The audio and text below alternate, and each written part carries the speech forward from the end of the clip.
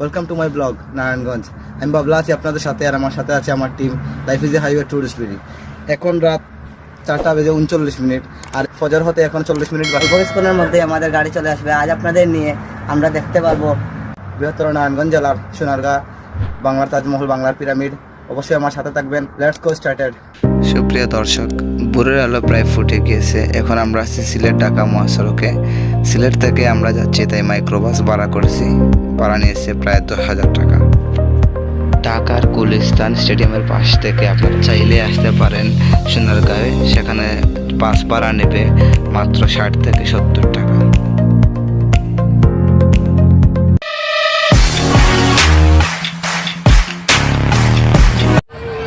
আসসালামু আলাইকুম সুপ্রিয় দর্শক, এখন আমরা চলে আসছি বাংলাদেশ লোক কারুশিল্প ফাউন্ডেশনের সামনে। অল্প কিছুক্ষণের মধ্যে টিকিট কাউন্টার থেকে টিকিট কেনা হবে। পেছনে আমার team life is the highway tourist BD.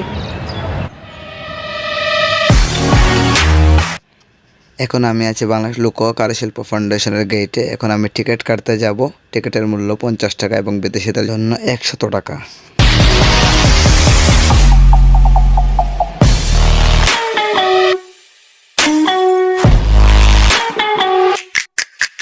দর্শক, আমরা এখন আছি বাংলাদেশ লোক কারুশিল্প ফাউন্ডেশনের ভিতরে। চলুন দেখে আসি এক নজরে লোক কারুশিল্প ফাউন্ডেশনের ভিতরের দৃশ্য।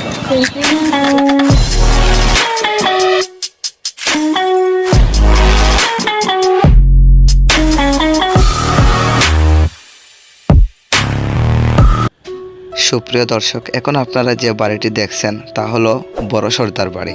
এখানে প্রবেশ করতে জনপ্রতি 100 টাকা করে টিকিট কাটতে হয়। 1981 সালের 25শে সেপ্টেম্বর থেকে এই বাড়িটিকে সরকার লোক কারুশিল্প জাদুঘরে রূপান্তরিত করেছে। এর ভিতরে রয়েছে প্রাচীন অনেক আসবাবপত্র ও জিনিসপত্র এবং রাজা রানীদের ব্যবহৃত তৈজসপত্র। ভিউয়ার্স, এখন আমরা যে ভবনটির দিকে এগিয়ে যাচ্ছি তা হলো শিল্পাচার্য জয়নুল আবেদিন জাদুঘর। এই জাদুঘরটা মূলত 3 তলা বিশিষ্ট। এই জাদুঘরে আপনারা আসলে দেখতে পারবেন বাংলার প্রাচীন সুলতানদের ব্যবহৃত অনেক জিনিসপত্র।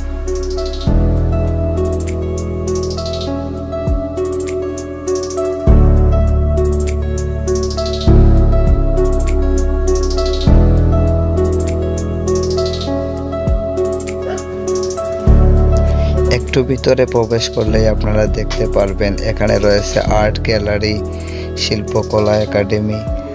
কারুশিল্পের পাশাপাশি রয়েছে বিভিন্ন ধরনের পিকনিক স্পট, বনভোজনের ব্যবস্থা। কেনাকাটার জন্য রয়েছে বিভিন্ন ধরনের দোকানপাট এবং আড্ডার জন্য রয়েছে রেস্টুরেন্ট, রেস্তোরাঁ। নৌকা ভ্রমণের সুযোগ সুবিধা, বাচ্চাদের জন্য রয়েছে দোলনা, চরকি সহ অনেক। সুপ্রিয় দর্শক, এখন আমি আছি বাংলাদেশ লোক কারুশিল্প ফাউন্ডেশনের শিল্পাচার্য জয়নুল আবেদিন কারুশিল্প জাতীয় জাদুঘরের সামনে। এখন আপনাদের নিয়ে আমি ভিতরে ঢুকবো। চলুন আমার সাথে, দেখা যাক ভিতরে কি আছে।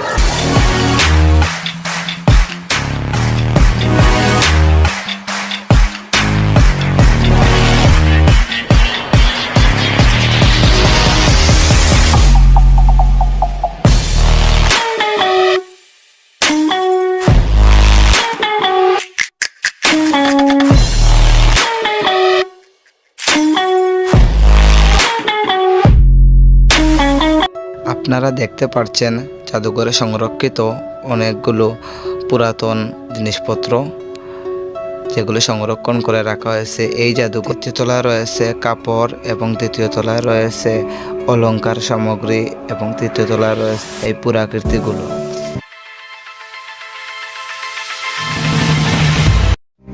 ভিউয়ার্স, এখন আমরা যাচ্ছি নারায়ণগঞ্জের সোনারগাঁও উপজেলার পেরাব গ্রামে, যেখানে নির্মাণ করা হয়েছে বাংলার তাজমহল।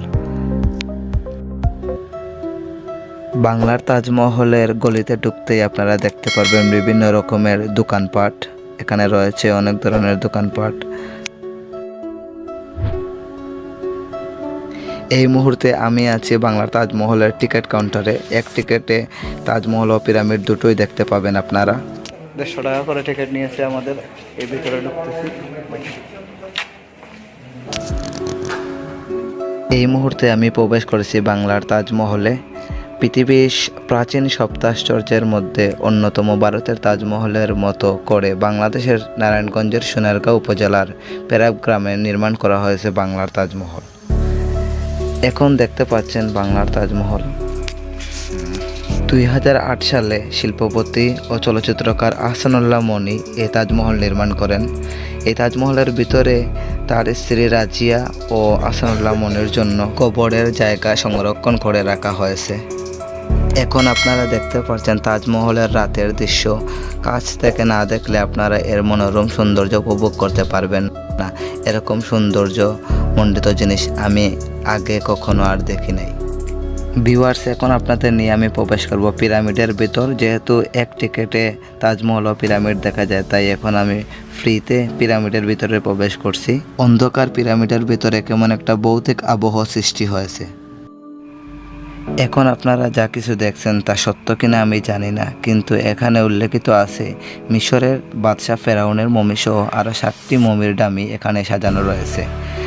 রানীদের অলংকার, কাপড়, আসবাবপত্র সাজিয়ে রাখা হয়েছে। পরিবেশটা দেখে মনেই হতে পারে আপনি মিশরের পিরামিডে চলে এসেছেন। এই মুহূর্তে আপনারা দেখছেন রাজা রানীদের মৃতদেহ। আসলে এগুলা আমার কাছে সত্যি মনে হচ্ছে না, তারপরও আপনাদের দেখাচ্ছি। এটা হলো রাজাদের পোশাক, এটা রানীদের পোশাক।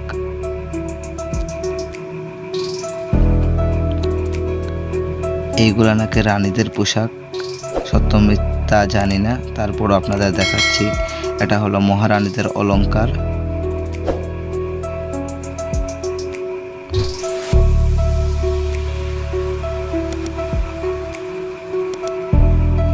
আমার মনে হয় এইগুলা কাল্পনিকভাবে সাজিয়ে রাখা। প্রিয় দর্শক, এখন আমি আপনাদের নিয়ে চলে যাব রাজমনি ফিল্ম স্টুডিওতে, যেখানে সিনেমা তৈরি করার জন্য সাজিয়ে রাখা হয়েছে। চলুন আমার সাথে দেখে আসা যাক রাজমনি ফিল্ম স্টুডিও। সুপ্রিয় দর্শক, আমি 112 বছর আগের গাড়ি চালাচ্ছি।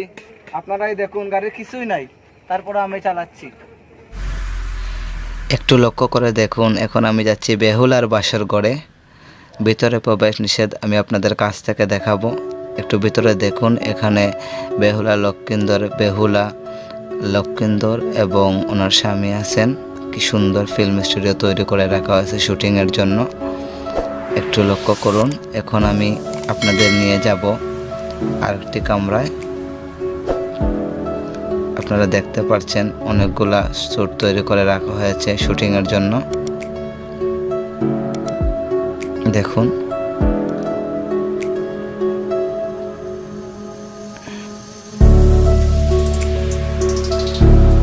সুপ্রিয় দর্শক, আমাদের নারায়ণগঞ্জ ভ্রমণ শেষ। আমাদের জন্য দোয়া রাখবেন। নেক্সট ব্লগে আপনাদের সাথে অবশ্যই দেখা হবে। ততক্ষণের জন্য ভালো থাকবেন।